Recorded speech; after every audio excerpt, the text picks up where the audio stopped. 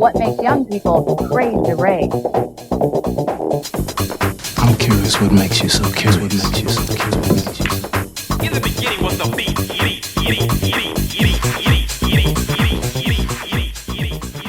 beat. Welcome to the Rave Curious podcast. I'm your host, Joshua Glazer. What are we curious about? We're curious about electronic music and the culture that surrounds it. And how do we satisfy that curiosity? We do it by talking to some of the people who have dedicated their lives to the electronic music scene, the DJs, producers, promoters, and more. My guest on this week's podcast are Gorgon City and Rudimental, two young British acts who have gained a lot of popularity lately, playing what I guess I would call crossover house. It's kind of a blend of deep house and pop music, a bit along the lines of Disclosure. It's probably the biggest name out of this sound, but these guys do it with flavors of two-step and drum and bass and so on and so forth. Both groups were on tour together in the States a couple months ago, so we all got together at the Ace Hotel on a Monday night.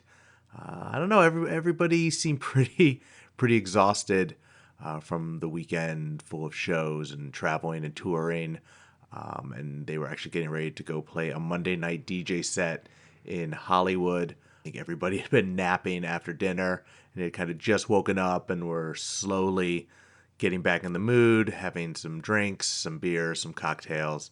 And I think you hear that in the conversation. It starts off with everybody a little slow, a little foggy, and by the end, everyone is in a good mood and ready to go hit the club yet again. To be young and on tour, I guess that's how you do it. So we have that coming up. There appears to be a slight problem with my microphone on that recording, but who cares? You can hear the guys from Gorgon City and Rudimental, and they sound great. Before that, I had a talk with Matt Adell, probably one of the most well-known and well-respected players in the electronic music business, dating all the way back to the early days of Wax Trax, the legendary industrial label in Chicago. Matt's also worked with Derek Carter on his label, but he's probably best known for being the guy who sold Beatport. Matt did not start Beatport. He was not a founder, but he was the CEO who was hired basically to prepare Beatport to be sold. I guess in that kind of mid to late 2000s when the company was growing and evolving, and it looked like it was time to go to the next step.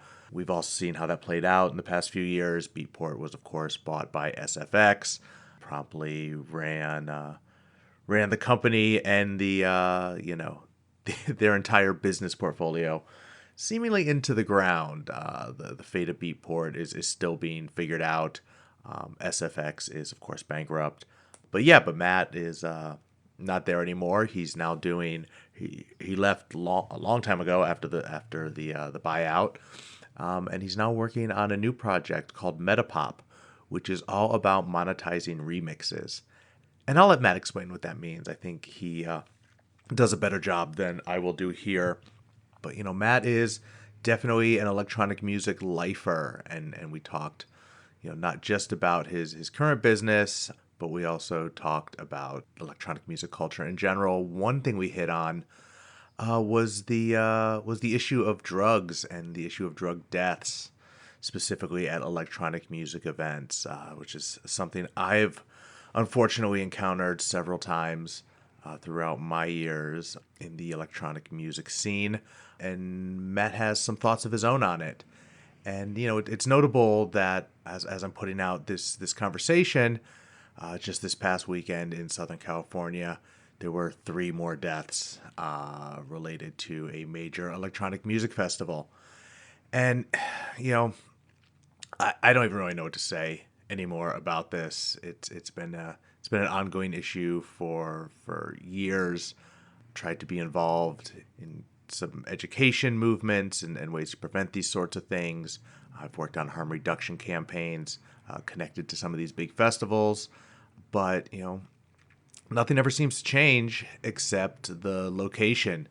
It seems like they throw a giant festival, somebody dies or a few people die, the media freaks out, the politicians freak out, the event moves to a new location.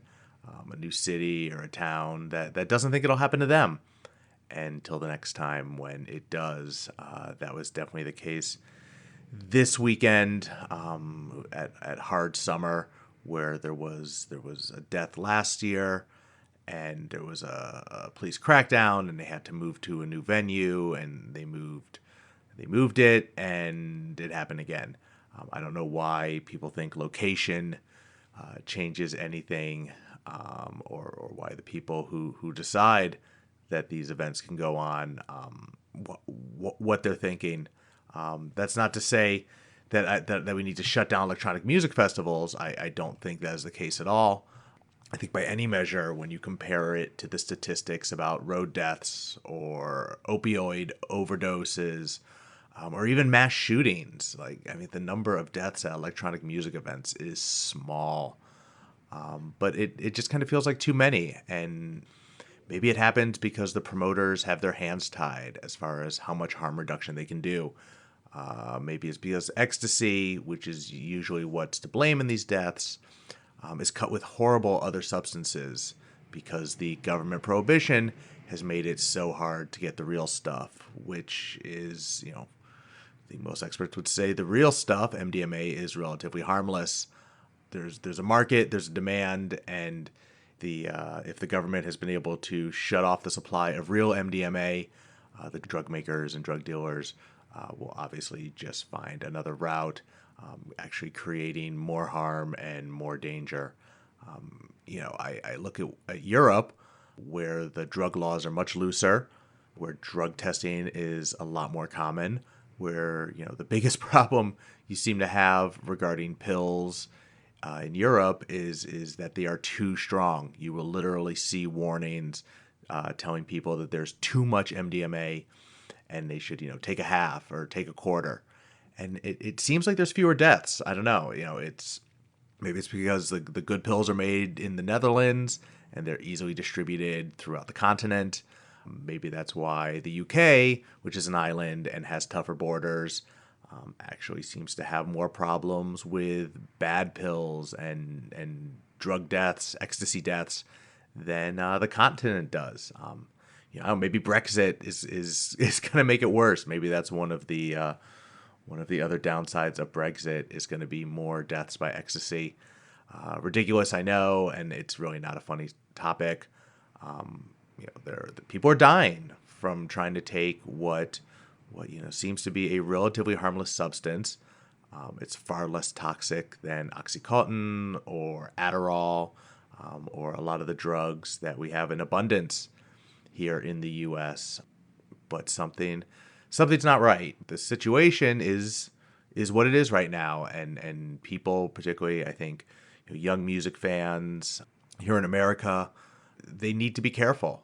You need to check pill reports that are online. There's not a ton of them here in the U.S., but there is some information out there. You should definitely not take a random capsule with a random powder. The simple fact is there's bad stuff out there, and as long as that's the case, people have to be aware and be careful. Nothing in the world is 100% safe, but most things can be safer if you're aware of the potential hazards and do what you can to limit them, which in the case of going to a giant EDM festival on a blazing hot summer day might just mean not taking drugs at all. And that might be the hardest pill for a lot of people to swallow.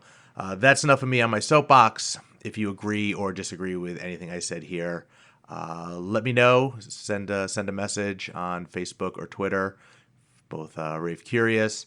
And now my conversation with Matt Adell, followed immediately by my talk with Gorgon City and Rudimental. Thanks for listening.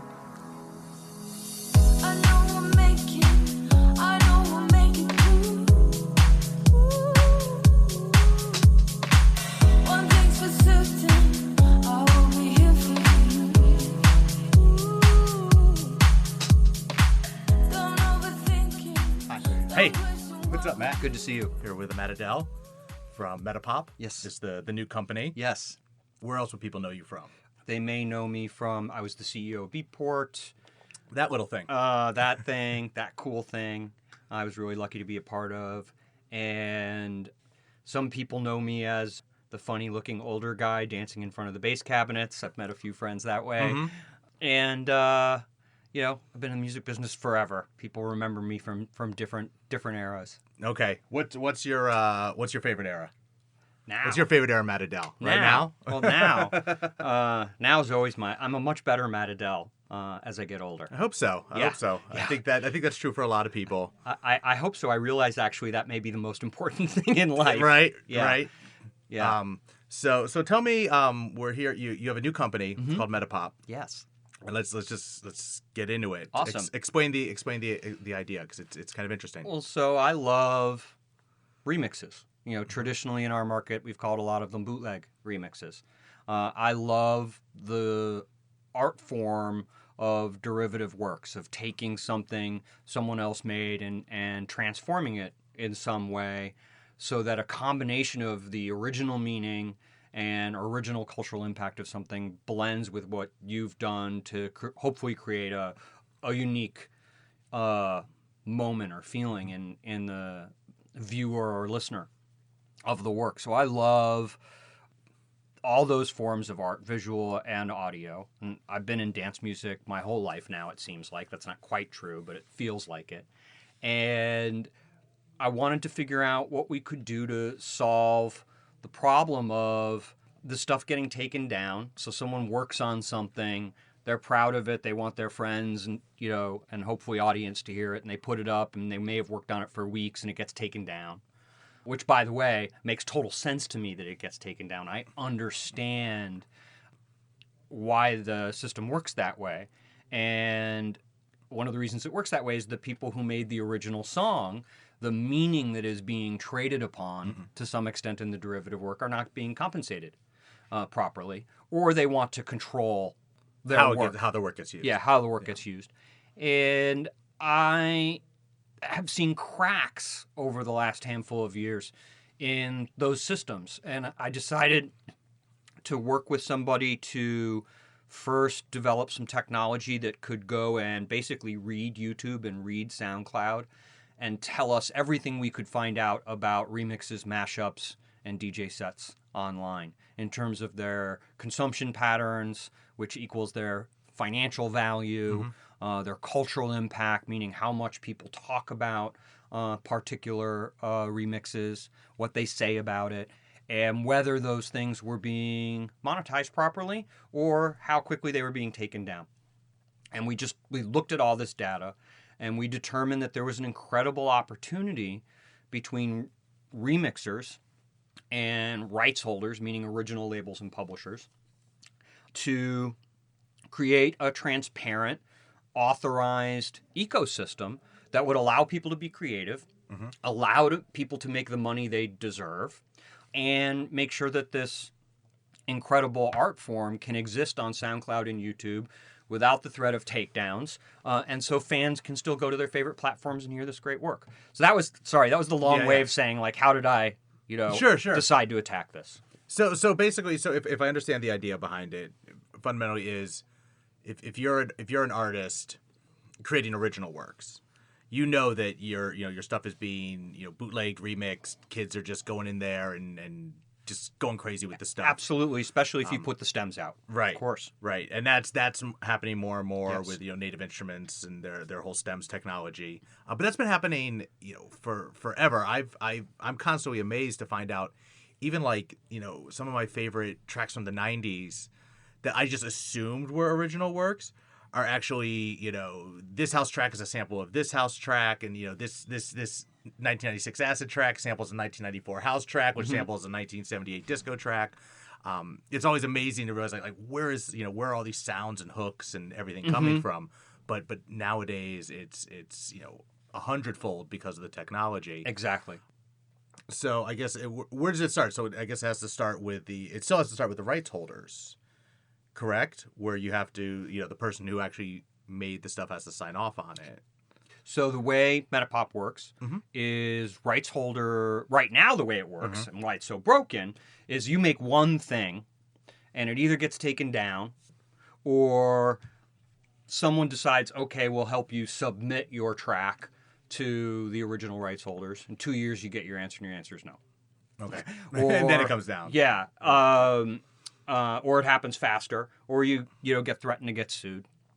Or they come back to you and say, hey, for $10,000, we'll let you do it. And the person just wanted to make something yesterday. Right. And so what happens on Metapop is the labels make available any amount of their catalog, any amount of their tracks, one track, all their tracks, make them available to the Metapop community for remixing. Okay. And the remixer knows that if they make something, it's going to be able to be on YouTube and SoundCloud and it won't get taken down. No one's going to judge their work other than them. Right. So it's not a remix contest, which no, has also been around forever. And we do remix contests as promotions, but that's not what Metapop is. Metapop is your guaranteed YouTube and SoundCloud distribution. You're guaranteed YouTube and SoundCloud monetization. We manage the monetization.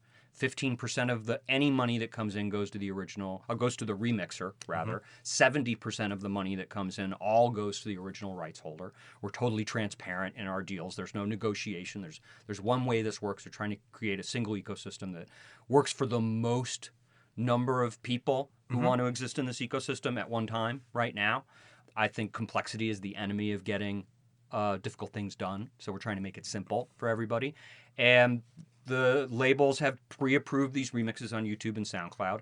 And then we work with the labels after remixes have been delivered to YouTube and SoundCloud to decide which ones they would like to have what we call upstreamed to the commercial platforms.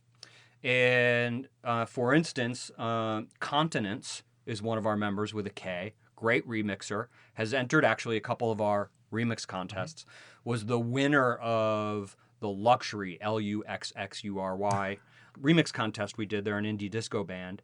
And the Continents mix is the biggest selling luxury record on iTunes today. Okay. So you start with this platform, this kind of free platform. Yes. That's the YouTube and SoundCloud. There might be some advertising monetization. Yep.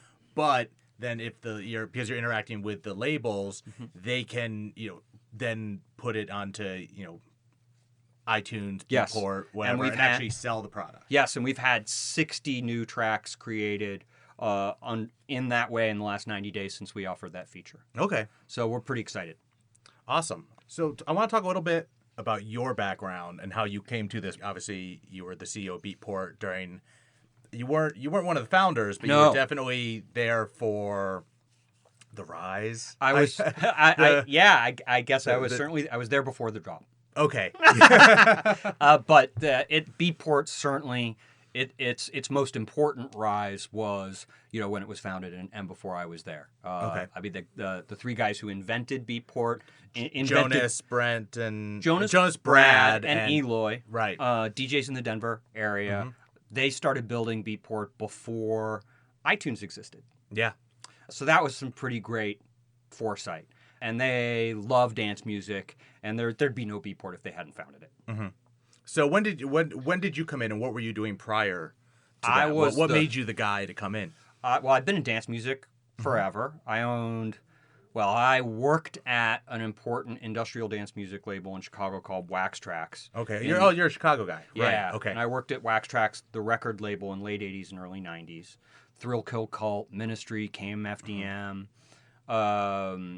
Other kinds of dance music had started to happen. Actually, when I was there, I was responsible for signing the KLF, which was Wax Trax's first #1 record. Wow. Huge dance record. Yeah. You forget that that's a connection. Because some of Wax Trax was like this it was like a license. Right. Sometimes they would license stuff in, and sometimes they would be making stuff and licensing it out. And so we had the KLF record for the U.S. And I actually just appeared in a Wax Trax documentary that's not out yet, that the owner's daughter is making right now. And I just played an all Wax Trax set in Chicago a couple months ago. Very cool. Actually. And that's... Where? Oh, in some hotel bar. Okay.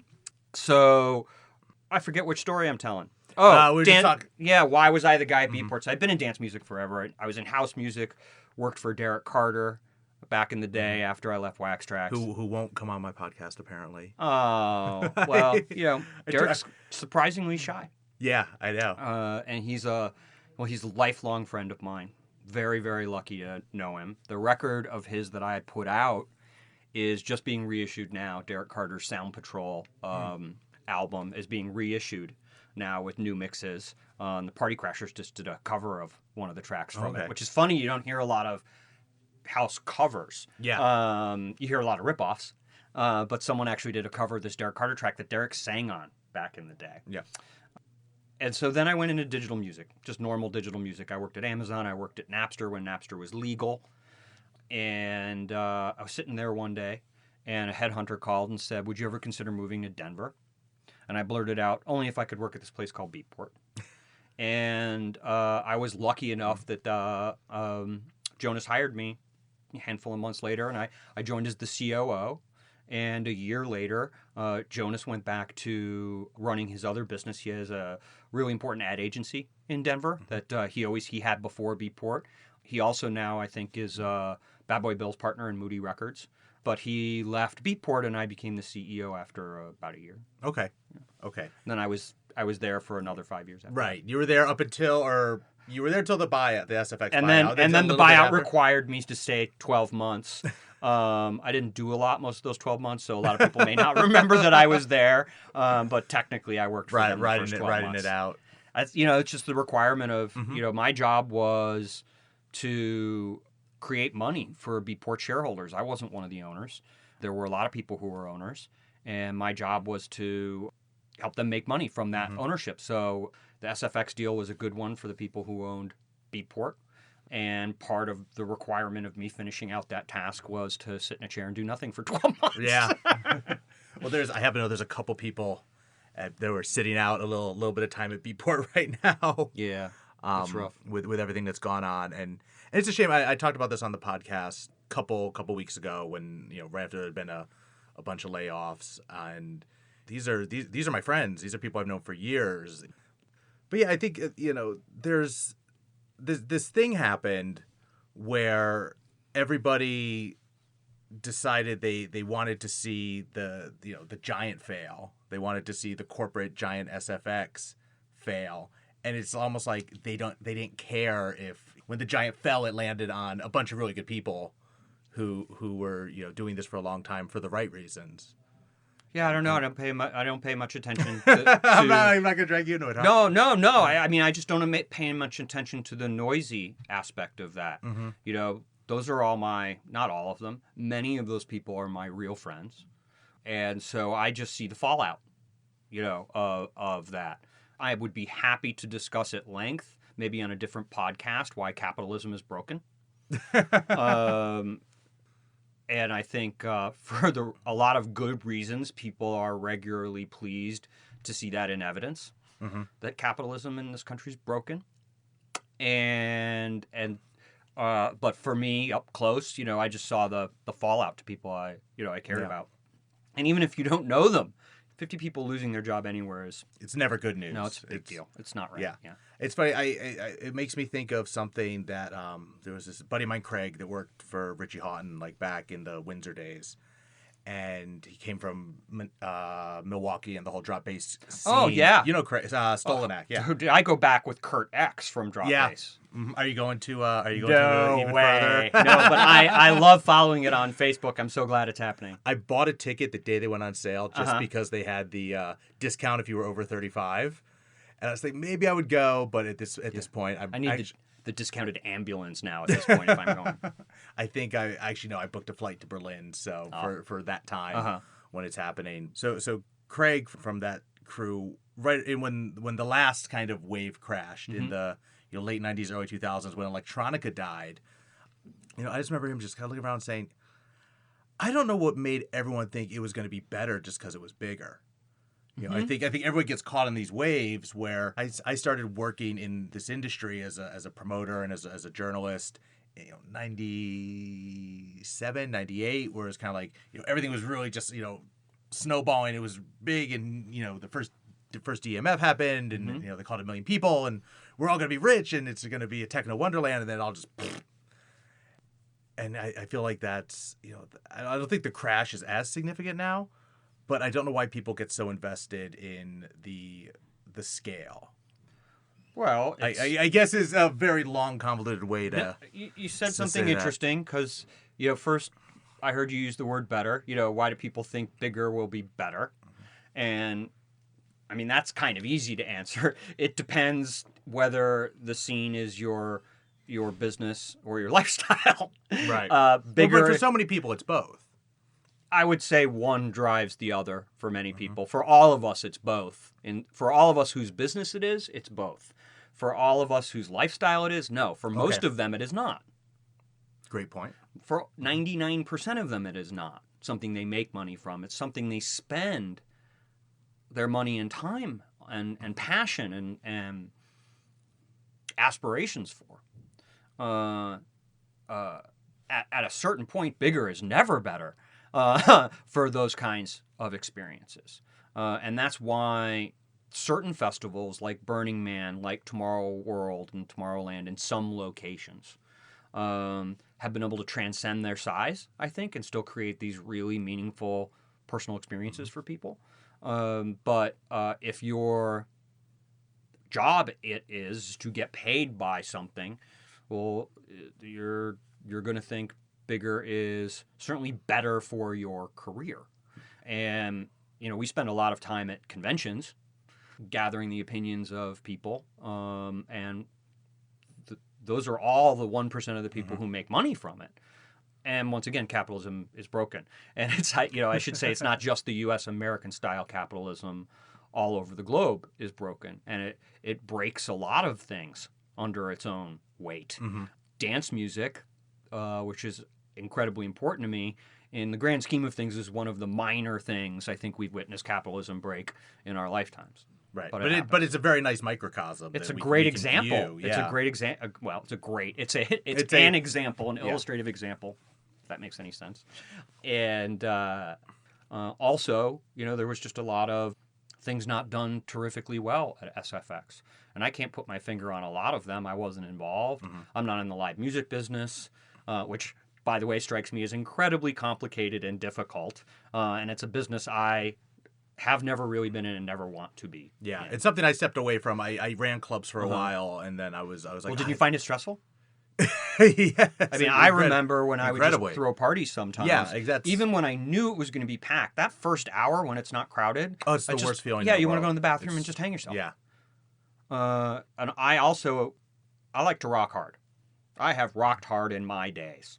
I don't know any other way to say it at my age. And I still can. But I don't know that I could ever deal with the stress of being in a business where you have to, by definition, have ambulances waiting outside. That just sounds like a bummer. yeah. A really hard business, and I admire people who do it successfully because people want to come together like that. Yeah, I mean, I ran a club that had 2 deaths over the course of 3 years. One was an overdose in the club, one was a shooting outside. And it doesn't matter what the circumstances are. It doesn't matter, what the fallout is. It's the worst feeling in the world, and it's terrible for everybody involved, obviously. Yeah, we had a horrible situation where it was New Year's Eve. John Acquaviva was playing, and love John to death, one of the greatest guys, and something had gone very wrong, and I kind of knew the ambulance had come, knew someone was taken away, knew it was not the normal. Oh, this girl's somebody passed out.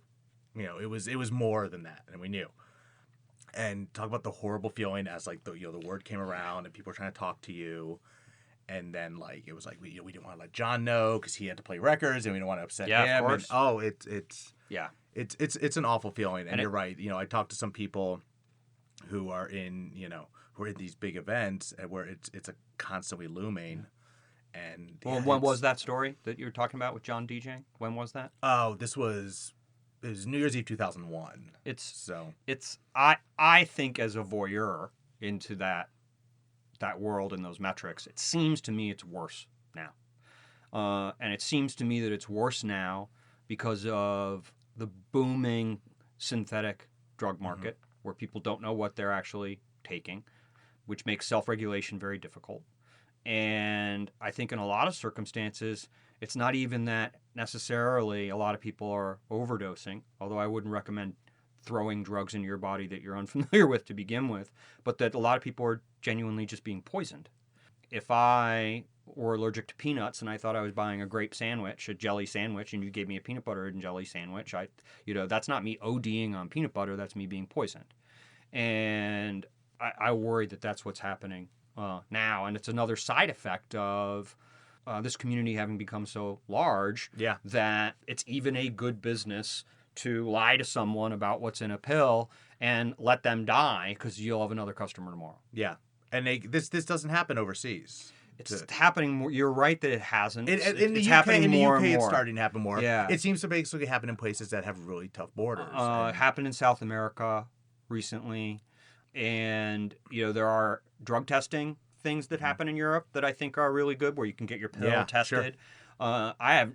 That seems like a great idea to me. Someday I'm sure there'll be some metrics about how much poison they've actually found and how many times they've kept someone from taking a poisonous pill. That would be an interesting statistic. But it's a little scary out there. Yeah. Well, the scariest thing right now is if you go on the Swiss site, it's like partysomething.ch. Really good pill testing resource. All of their warnings are for pills that are too strong. It's too much drugs. Mm-hmm. Like it's not even poison. It's not even like, somebody replacing it with the good stuff. It's, you could have sold this as 2 pills and you made it 1 pill for some reason. The stuff is so strong now, at least in Europe. Mm-hmm. And that's what they're finding here. America, I don't even know. Yeah. I mean, I've been completely sober for a year and a half now. So right when I moved back to America, I lived in Berlin for a few years, and I moved back to America. And so, I'm barely around it at this point. But, somebody did offer me a Molly. I got offered my first Molly, and I've never. I looked at it. I was just like, I don't know what the fuck's in that capsule. No, people die in America over Molly. Yeah. So how do we? Wow. That was a bummer. Yeah. Sorry. That's okay. Sorry. But yeah, it's size matters. Mm-hmm. That doesn't necessarily mean bigger is better. No. I guess is the point where I don't like crowds. Yeah. I literally don't like crowds. For me, generally speaking, if more than 300 people want to do something, it's probably not really for me. Yeah. I like a dark room. I don't need anything fancy. I'm a big believer that if people are staring at the DJ, you're at the wrong party. Mm-hmm. Which is a classic line from me. You. Okay. Oh yeah, I feel like somebody said that. I said on Facebook once. I could have it could be from somewhere else. That might be, but either way, it's definitely true. But we probably won't find you out that much, anyways. Like you said, you're not a. No, I'm not a big goer outer anymore, and the Beatport job made it hard to go out. It's actually more fun to go out now. When everyone's not trying to come up to you and talk to you about Beatport. Yeah, or their record, or can they get a slide on the homepage? Mm-hmm. I mean, don't get me wrong. I had a great job. I'm incredibly blessed to have had that experience, and mercifully, it didn't actually make me famous in any way. It just I had a Beatport name tag on that people could see from a mile away, basically, and would want to tell you about. I don't know, just stuff I didn't care about. Cool. So, and then we'll kind of close it off with this. We'll bring it back to Metapop. Yeah. What do you do to avoid scale, or how do you balance that with something like this? Well, so for us, we're a digital platform and ecosystem, and much like Uber, we need to scale very, very quickly for it to make economic sense. I guess a little bit different than Uber, as we're not in the business of treating our employees poorly, I hope. But we make very little money every time one of these remixes is played or purchased. Mm-hmm. Most of the revenue goes to the original creator. Then we share what's left over with the remixer. 15 to us, 15% to them, yeah. 15 cents on every dollar. And what's it take to make $1 on YouTube? It's got to take... It takes 1 million plays to make about $2,000 at the very top of that funnel. 1 million plays to make about $2,000. So it's great if you're Taylor Swift. Mm-hmm. We need to be in the business of aggregating as much of this creativity as possible so we can create an ecosystem that works for everyone. Also, I believe that the original creators aren't going to want to manage their remixes and derivative works across multiple places. That we'll win in this marketplace by being scaling beyond anyone else in terms of convenience we're creating for both ends of the ecosystem, the remixer and the rights holder. So the job of a digital platform, I think, and I think Beatport did a good job of this for years.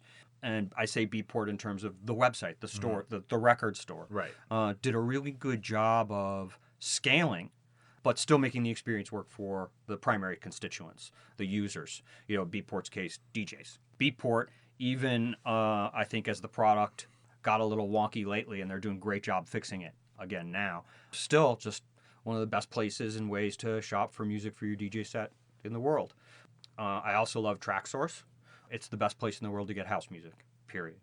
But those services are really good at providing a lot of value to a lot of people without seeming overcrowded. Beatport had, last I knew, over 22,000 new releases a week. And imagine what a dirty, disgusting mess that would be if it was in your local record store in 1998. Yeah, well, it wouldn't be possible. Right. And for better or worse. I would say it's definitely worse that there's that much music now. Most of it's terrible. But most of everything is terrible, and my terrible is different from your terrible. Like, I get that. No, I feel like we should be allowed at a certain point to claim something. I've been doing this for over 20 years. You've been doing this longer than me. At some point, someone should be allowed to say this sucks.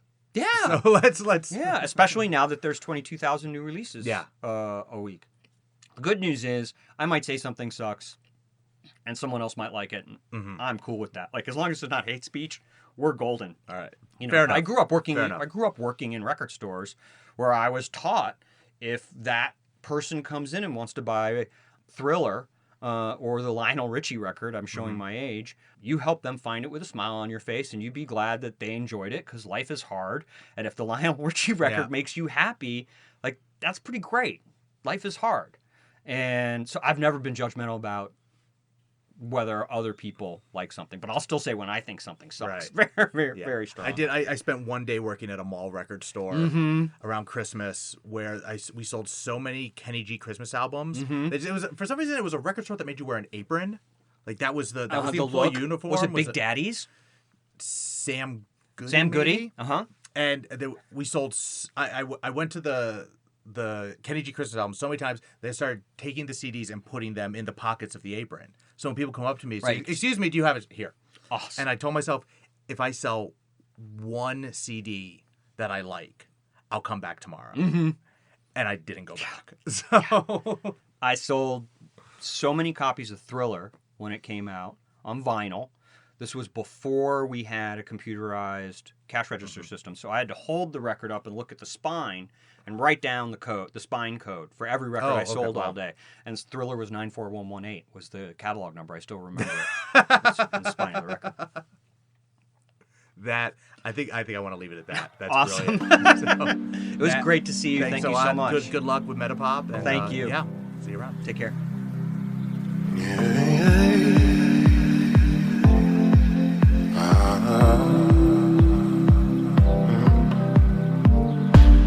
I'm ready for the start. Yeah, it's like bright orange taco with puke inside it. It's proper puke. Taco's proper dirty puke. Like, Wendy's is bad. Taco Bell is worse than Wendy's. So you guys are basically just hitting. You just come all the way from England just to eat fast food, right? Pretty much. Yeah. So just to start, because I've never done a podcast with this many people. Cool. Can you guys introduce yourselves so you can kind of just know the people voice. hopefully recognize your voices? I'm Matt from Gorgon City. I'm Kezi from Rudimental. I'm Piers from Rudimental. All right, cool.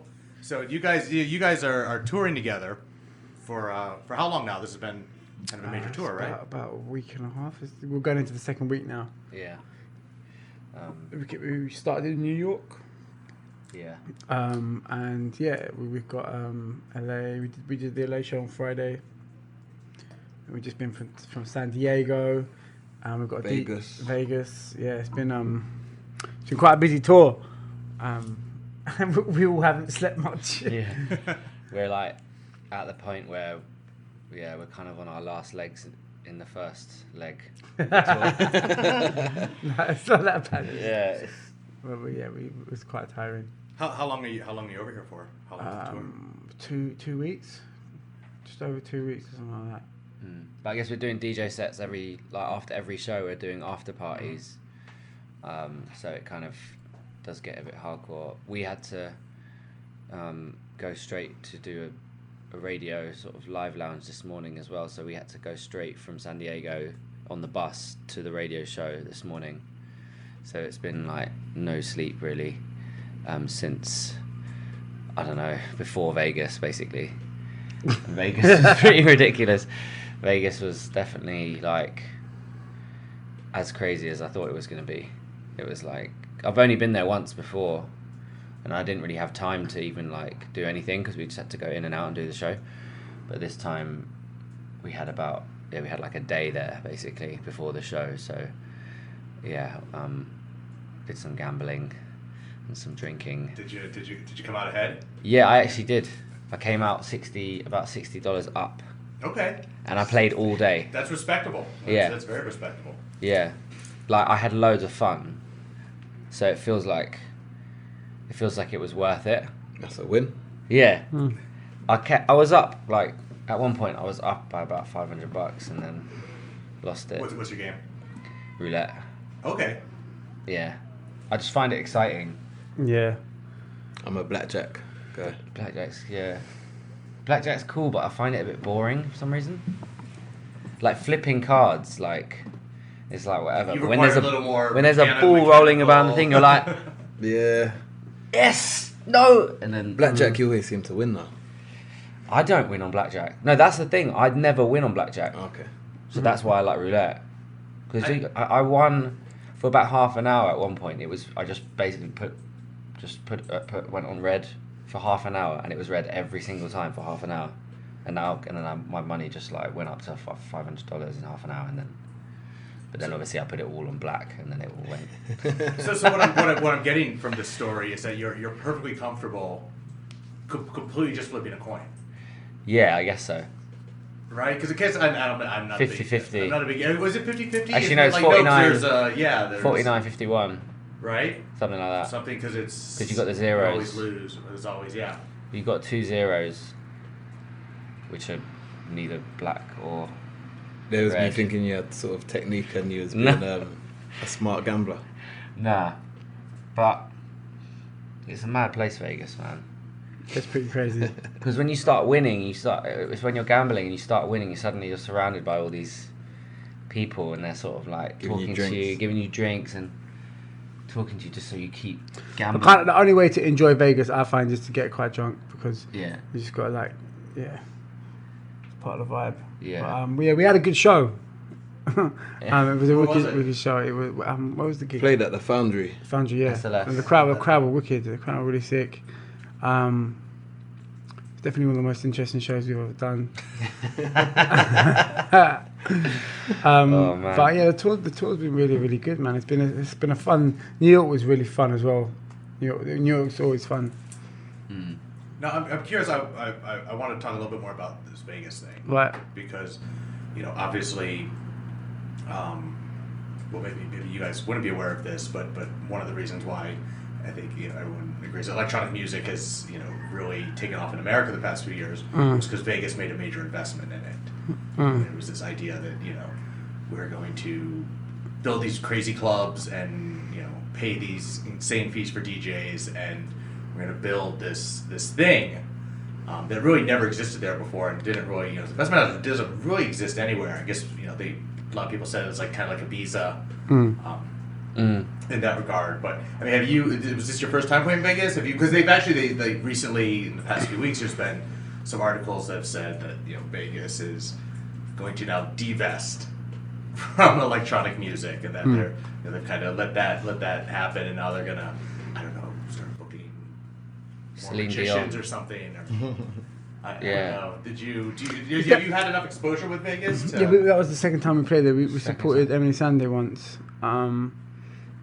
there, and Yeah, I mean, we supported Ed Sheeran there as well. Actually, I think it's definitely got a style of music that it sort of is famous for.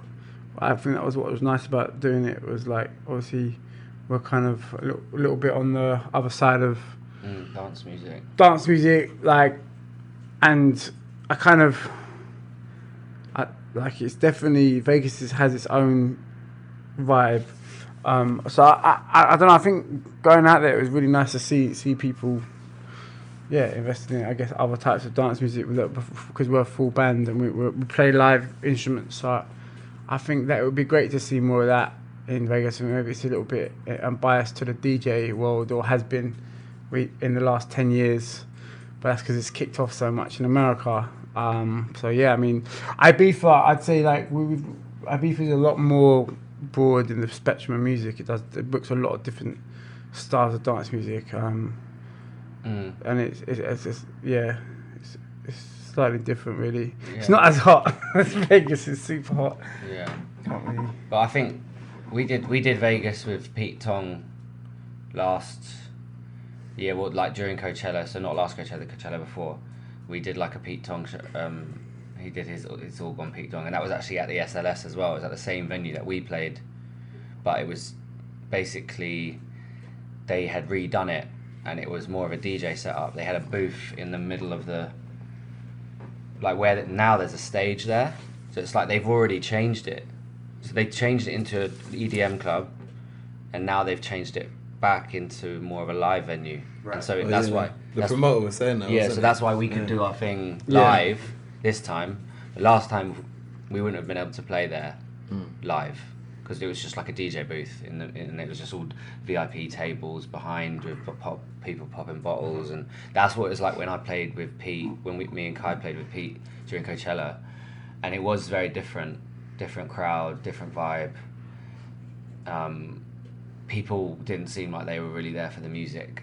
It felt like this show that we just did, they were there for the actual music, and it was like, I think a lot of people had come in from different parts of America to see us do our thing there, like probably people who maybe couldn't see us in LA or whatever, or they were just planning some time in Vegas to party and stuff. But I think like with the whole like EDM thing, like Calvin Harris and Tiesto and all these DJs getting those enormous fees, it's like they've they tried this to create this monster and make it really profitable for them, but maybe they're finding out that it's not the case in some ways. Like that's why they might be taking the money back out again. I don't know. Kind of happens. It happened everywhere though. I mean, that whole EM thing, like those DJs were getting paid not just in Vegas like that. It's all around the world, Australia, England. So I think that was just a classic boom of a genre, just boomed really well. DJs who've done really well off it. Not all of them were necessarily DJ, and it didn't really matter if they were or not. And it was that kind of vibe, it was more about the music, it's more about the tunes being played on the radio and the kind of their songs being huge. Yeah, and that's happened before. I mean, that's cool, and it's like Calvin Harris is a really, really good producer. Like you can't take that away from him, and they created something. So I think there's probably going to be I reckon a lot of places are probably doing that, just maybe investing in a bit more. I think it's a good thing to invest in something a little bit different and not just put all the money and revenue into one thing, because there's lots of other stuff out there. Yeah. Is it uncomfortable thinking of yourselves as an investment? Sometimes. I don't know, yeah. I mean, we're just musicians and producers, man. And there's a lot more, like, dance music's been around for years. It's been around since the 80s, maybe even before that, I don't know, but... so like electronic music's been great for a while.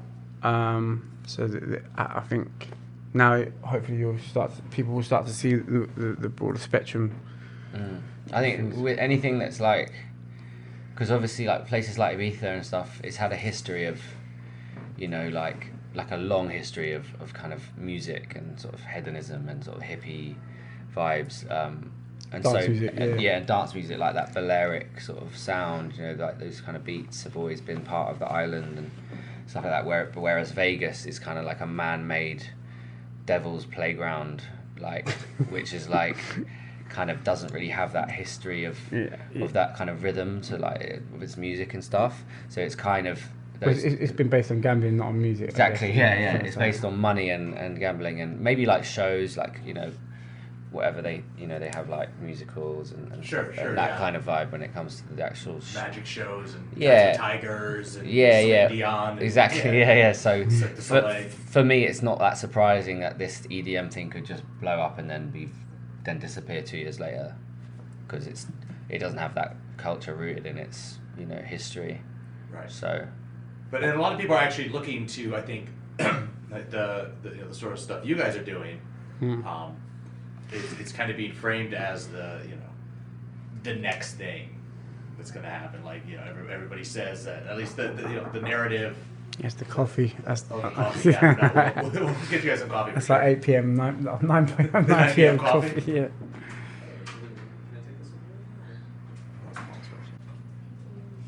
All right, we're back on.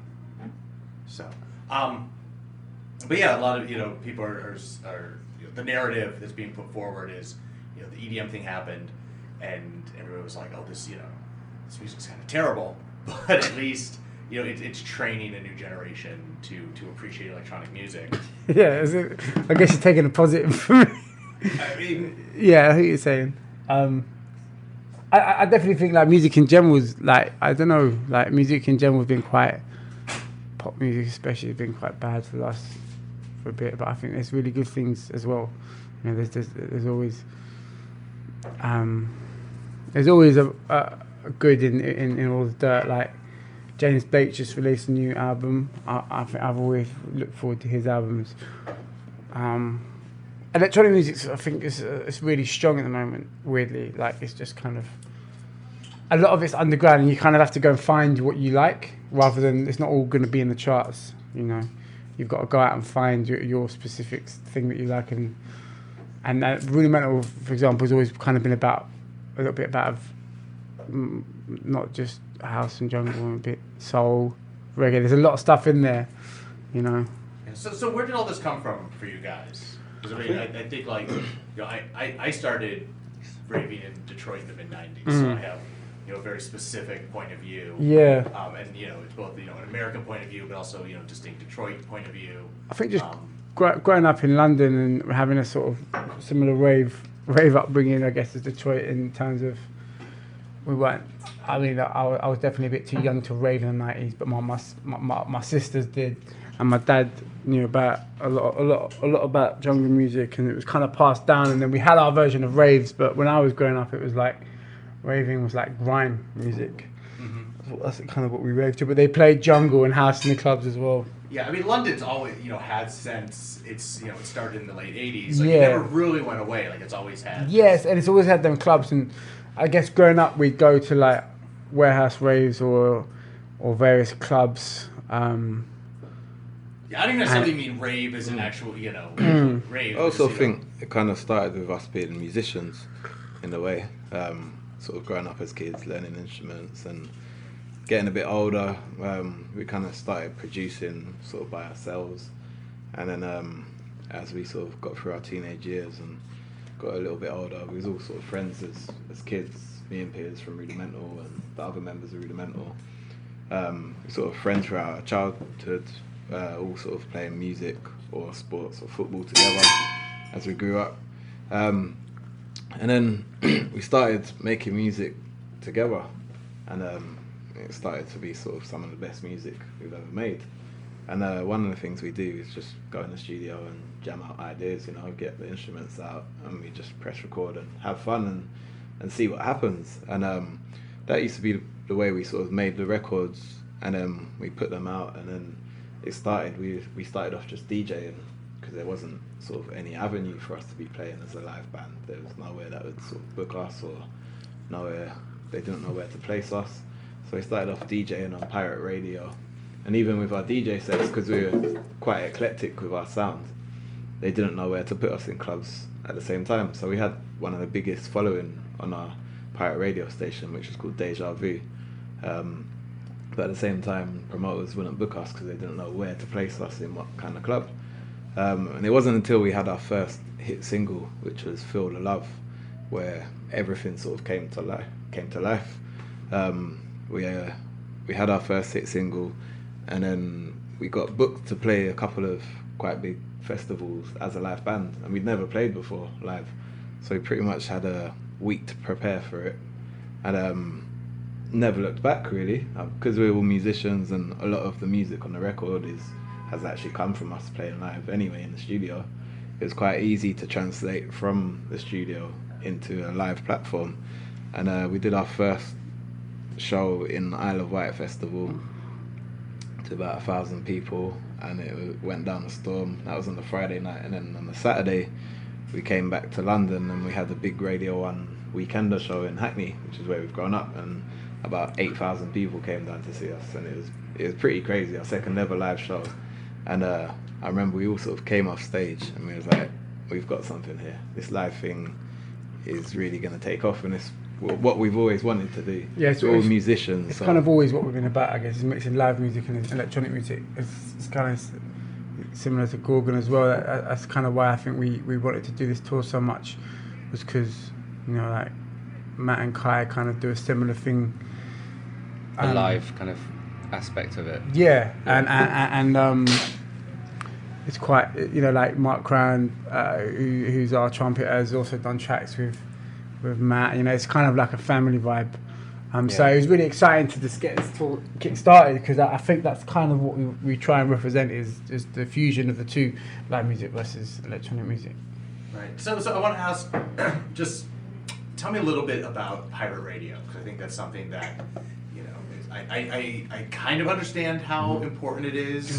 Well, it was. It was, yeah. To the UK. It was the only way of finding new music, really. Apart from unless you go to a rave. It's kind of like before YouTube came along and the internet. Yeah, it was our internet.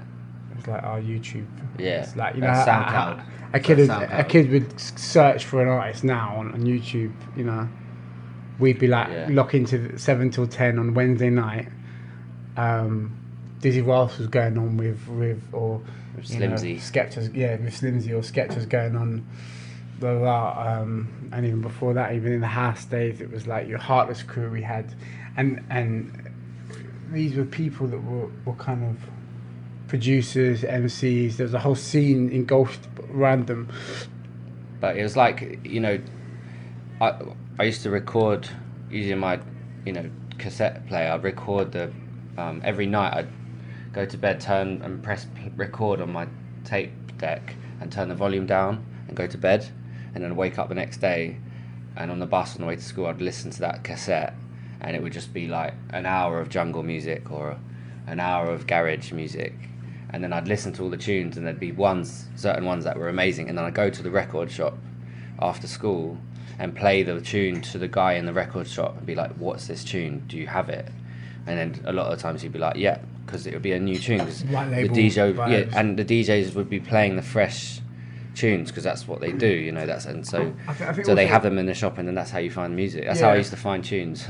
There was also a real sense of community, like when you're the idea that like you can produce music, make music, cut it to acetate on a vinyl, and play it, and then someone could MC over it or sing over it, or you could play it on the radio without going through any. It was a kind of anti-establishment process, because you didn't have to go through anything like a record label or anything like like there wasn't a middleman. It was just like your raw own tune from the kind of street. So I think that's what was great about it, and we used to do that. We used to cut our own tunes and get them played on radio from like the age of 15, 14, and I just remember it being such a fun time, and like it was the vinyl days as well.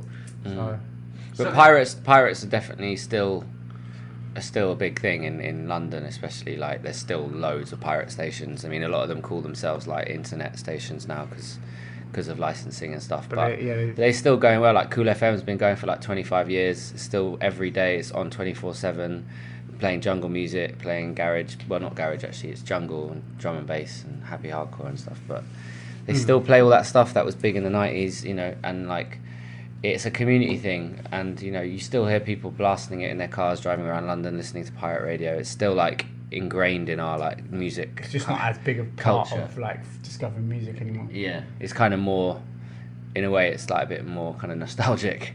Like as soon as I get in my car when I get to London, I put on Cool FM because I just want to hear some jungle for a minute. It makes me feel like I'm at home. Yeah. Like when I listen to pirate radios, it makes me feel at home. It's like, even when I lived in Bristol for a few years, I'd miss it because there's hardly any pirates in Bristol.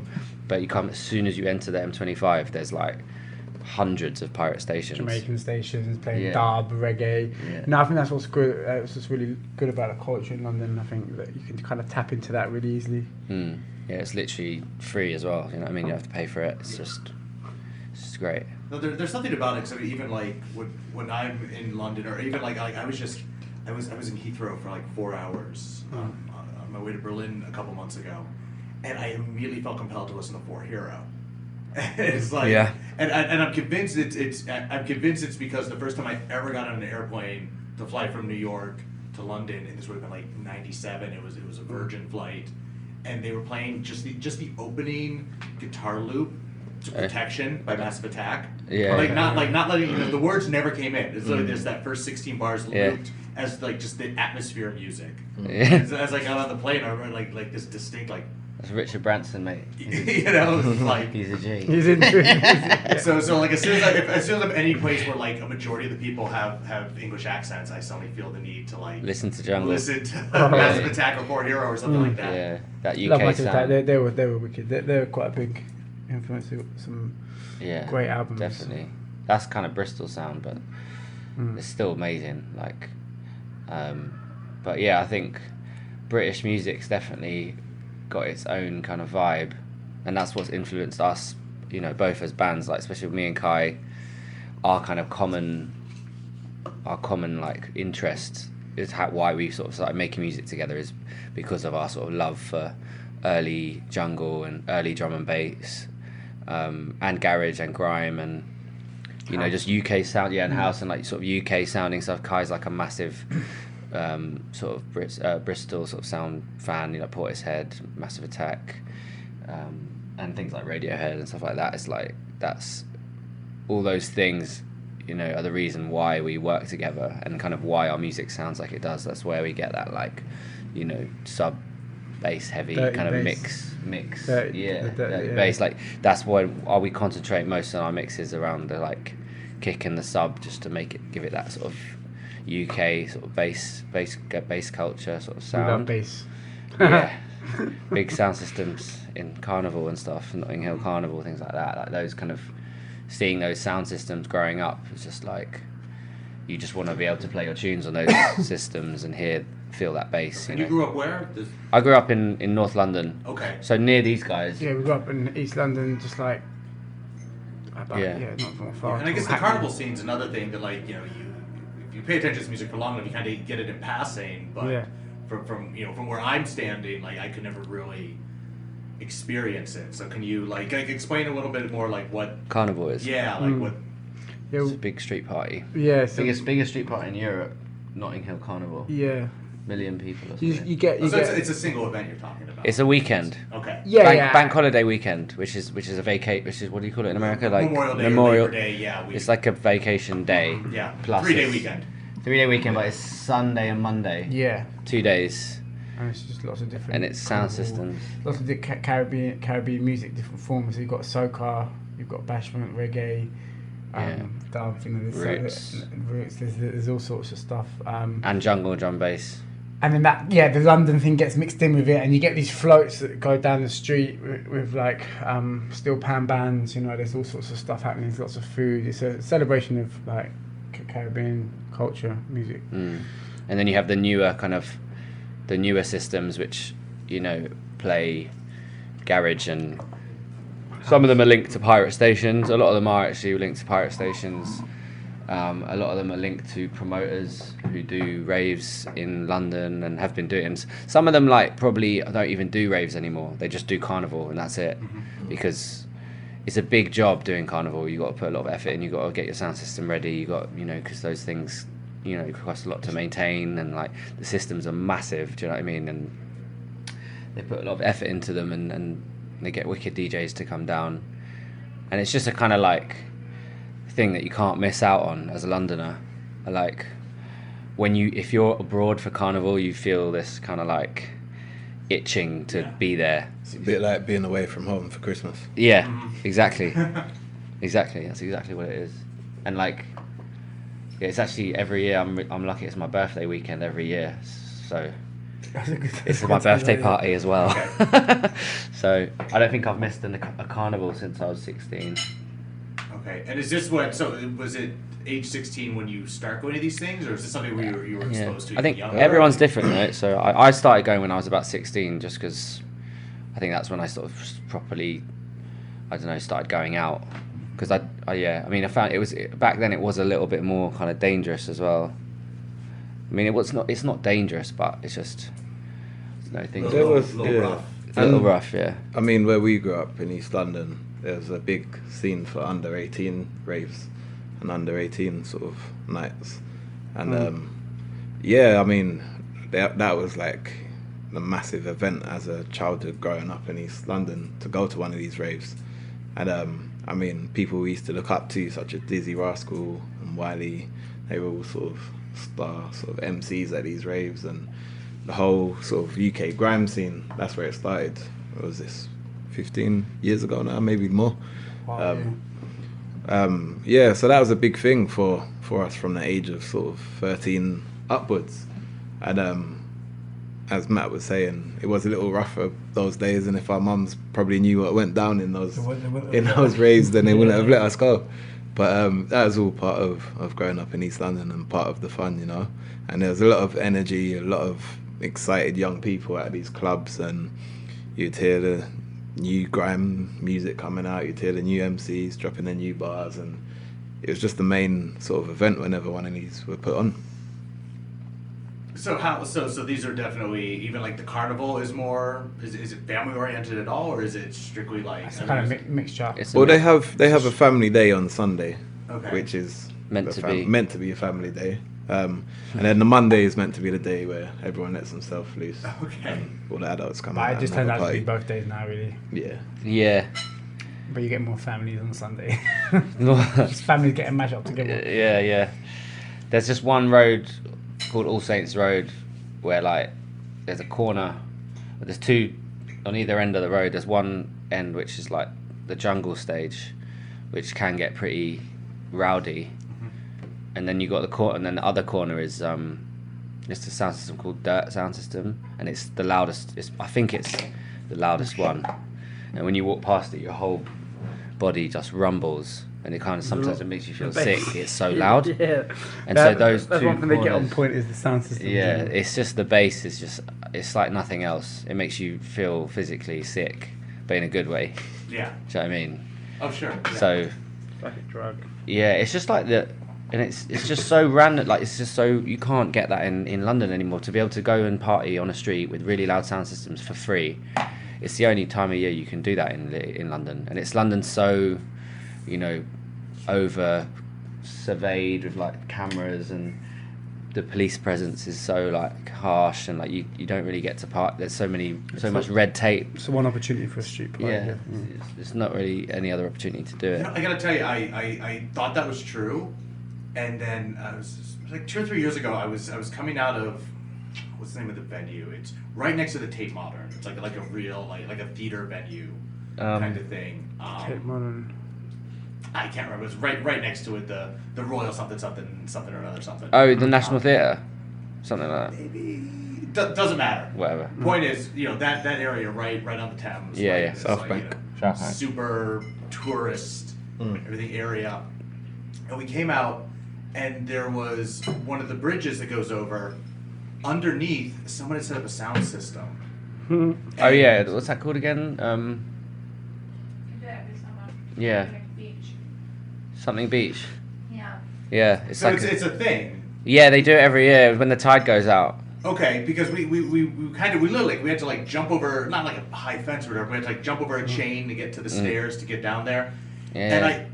And I'm looking for a Red Bull logo. Like I'm looking for something. I'm like, there's no way this isn't some sort of corporate something or another, because Yeah. you couldn't just do a Renegade something right here. But from what I could see, what I could tell, I mean, it wasn't a particularly impressive sound system. It wasn't a particularly No. you know thing, but it was like I was like, how is this? Doesn't seem like this should be able to happen right here in the center of London. And then the best part was then you hear that you hear the. Oh yeah, people doing nos. Somebody as nitrous here.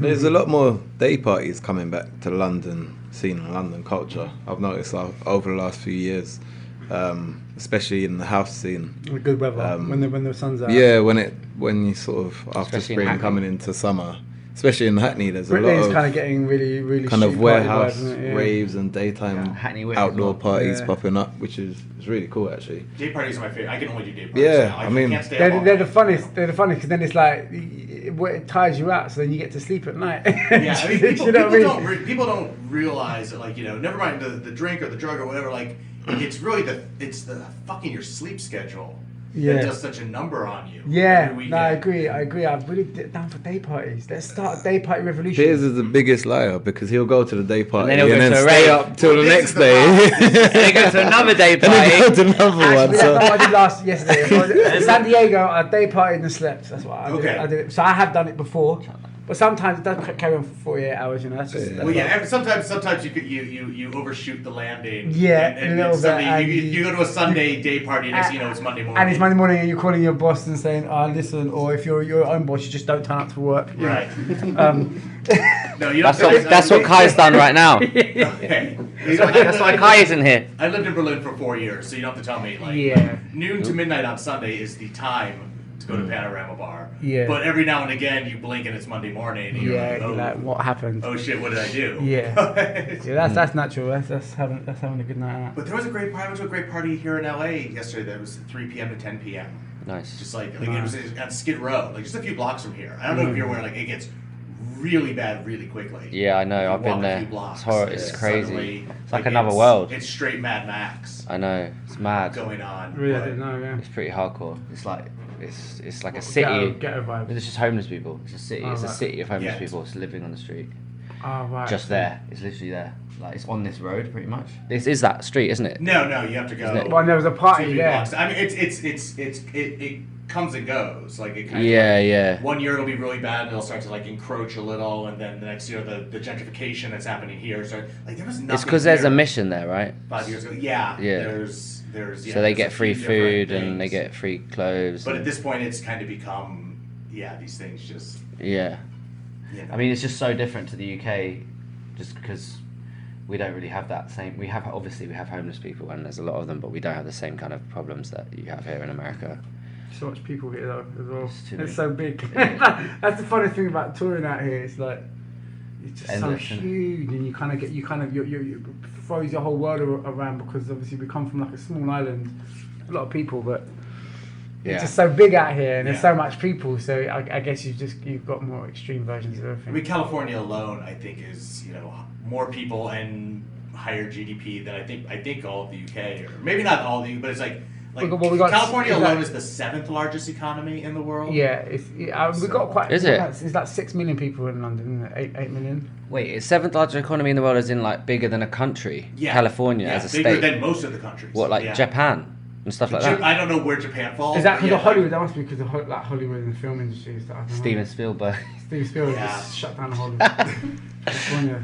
But yeah, no, but it's also all the food. I mean, half the food that all of America eats is grown in California. Oh really? Ah, right. Yeah. Okay. What is that? Because of the like The weather, climate it's and just perfect fertile for it, yeah, land? Like yeah. the Most wine of- is banging as well. Most of the weed probably as well. Did you say It's half true. the food?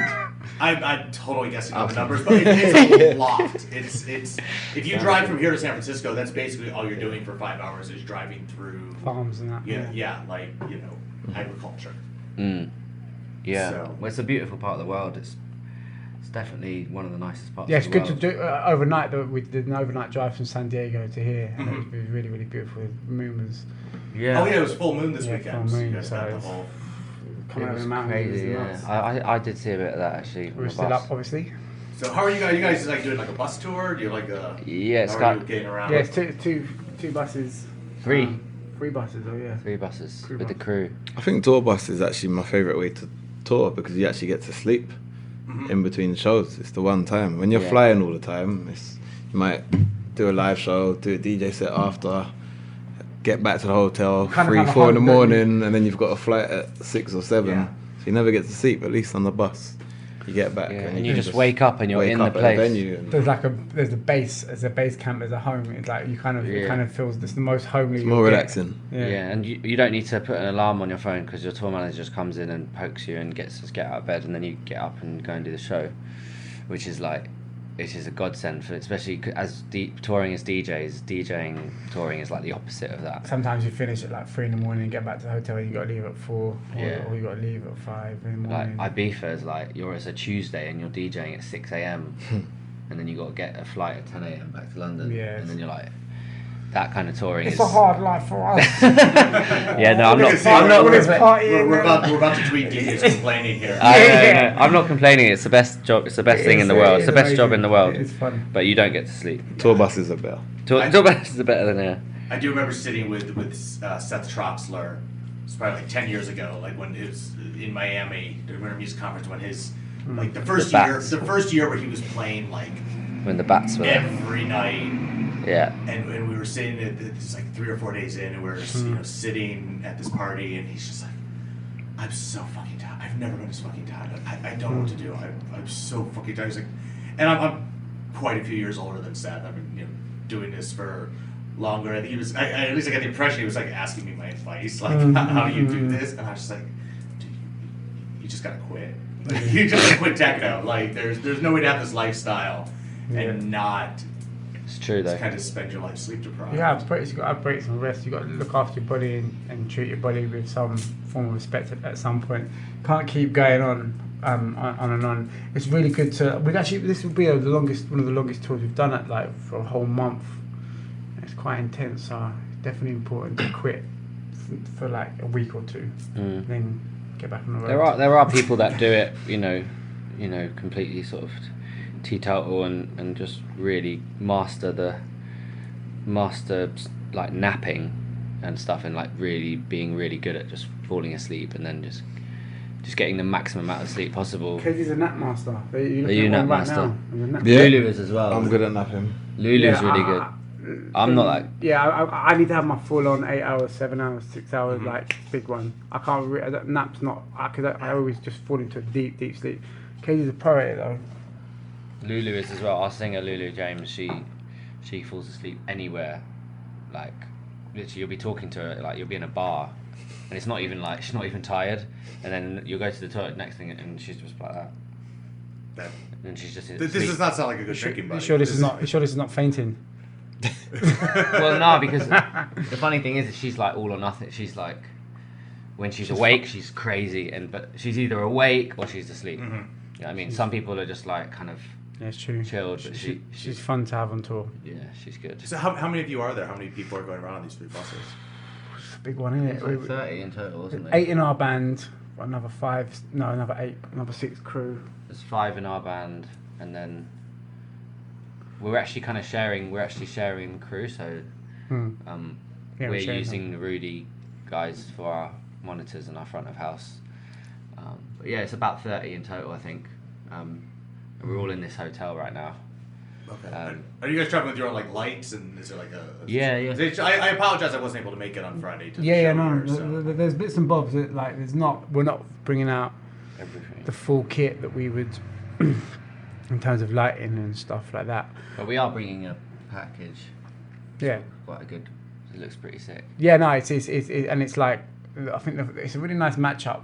But both bands are quite similar in the same kind of vein of vibe and fun, and we've both been working on our live shows for a good 3 years now, so I feel like they're both in a really good place. So it's a good pairing. How involved are you guys in your production? Like, is it in the live production? Yeah, like in the.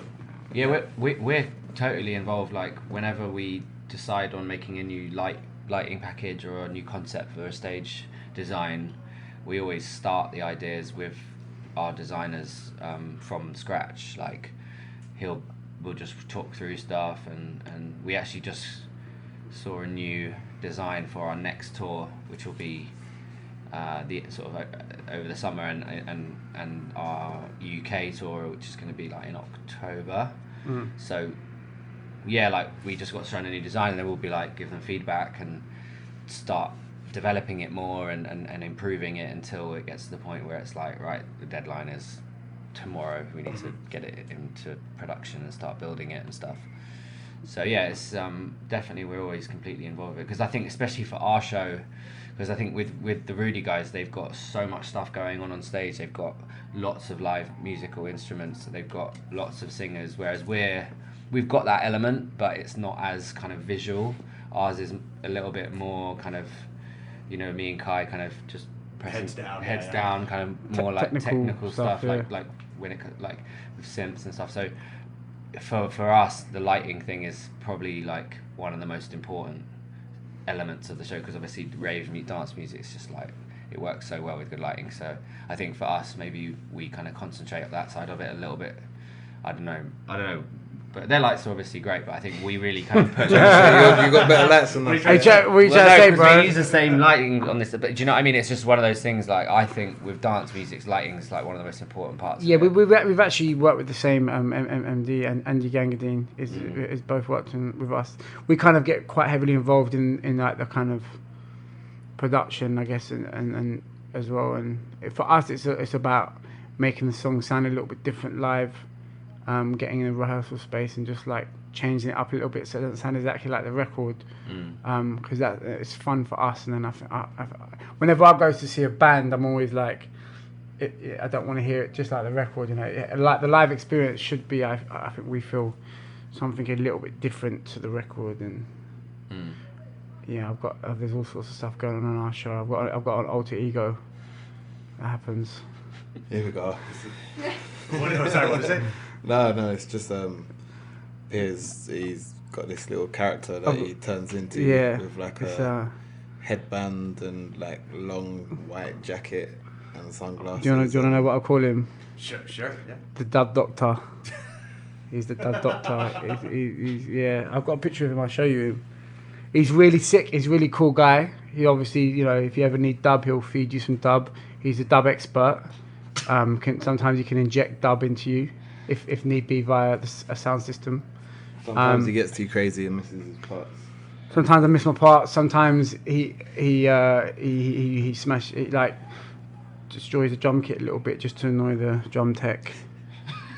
Runs around on stage like a lunatic, but you know, he's a dub doctor. Doesn't need to explain himself. He just is what he is.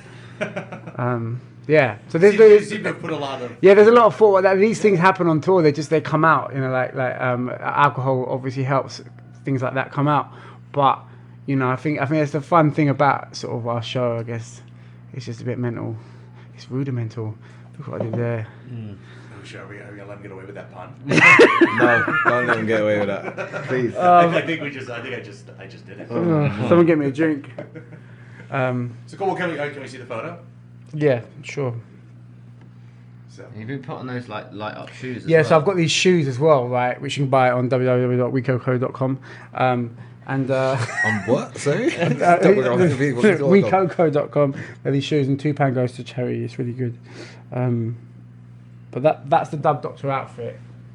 Looking cold as ice. I mean, maybe you could tweet this with the podcast. So I see what's going on. All right. You know what I mean?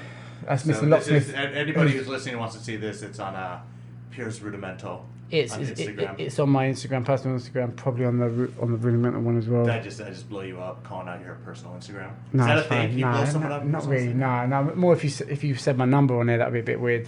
Yeah, that would be weird. Yeah, but no. You were like, I see you get a little jittery. I'm holding your phone. There's that little discomfort that we all have when separated from our phones. Oh yeah, that's weird. I'm not proud. You know, weird is that? No, I'm not proud of that. Phone, I'd be feeling the same thing. Yeah, we live in a weird society. It's you know, charging phones becomes like crack.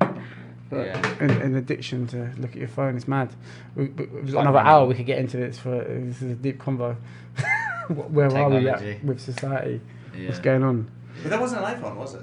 It's a really big one. It's without a case. It's a really big one. Yeah, I just spilled coffee on it. So perked up now though. Ready for the gig. Ready for the DJ set. Are you guys playing tonight? Yeah, we're playing sound tonight. Oh my! Oh dear. Monday night. Of course. Of course. in LA. Well, that's the thing in LA, industry, right? right? There's so many people without jobs or without. Yeah. there's- Or if you haven't got a job, you can come. You know, if you don't really. If you're an actor, you can come. Yeah, Yeah, if this you- sounds if full of if- people that have money but don't have to be somewhere. More so than I think any other city now. Do you think? Yeah.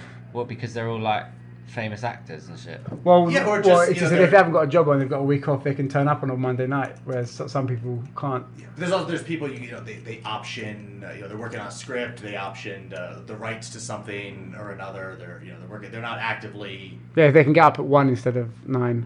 or It's those type of people. Not 9 to 5s. Yeah.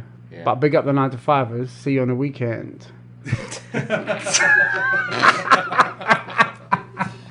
I don't think we can recover from that. I think we have to call it. I think that's a great way to end the interview. All right. Cool. Thanks a lot, guys. Thank you.